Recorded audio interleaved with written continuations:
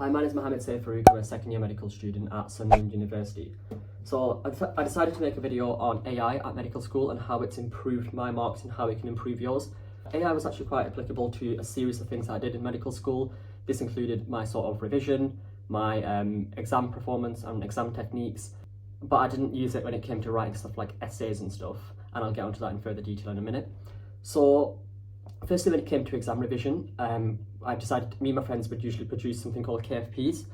These feature problem-based questions, and essentially we'd answer these and stick it in a Google Drive. Then I had a little think and I thought, why not try to make ChatGPT make and mark these for me? I would put a prompt into ChatGPT in a chat, so then it's kind of got that chat in memory. I'd say, okay, you're part of a medical school assessment team, you've been tasked to produce a KFP.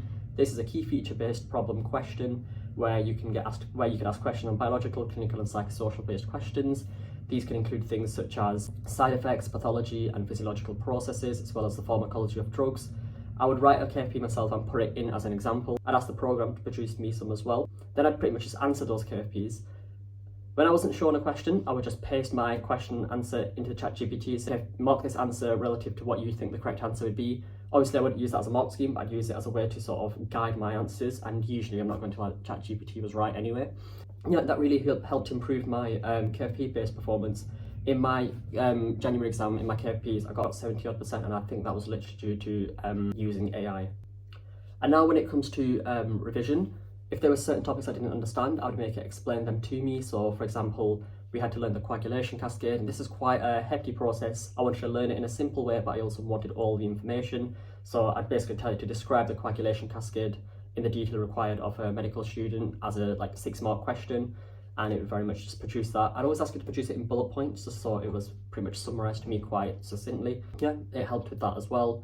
I did not use ChatGPT when it came to, for example, write essays. We had a reflective essay in second year, and I think some students in my year told it to write their reflective essays. Obviously that would constitute plagiarism and actually could get caught on Turnitin, because now it can detect AI. I know apparently there's ways around that, but I wouldn't bother. I feel like it's quite easy to bang out 1,500 words about why you sort of did an experience. The emergence of AI is definitely quite interesting, and I think it's only going to get better.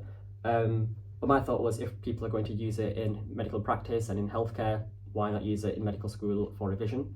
Unfortunately, we don't have KPs next year. Well, I say unfortunately, I didn't actually like them, but in the end I found a way to approach them really well. Next year we have SBAs, and I feel like the software obviously won't produce them, or EMQs as well, because they're a bit more finicky.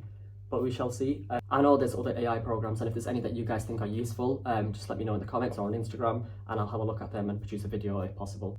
Thank you for watching this video. I hope it's been insightful, and I'll see you in the next.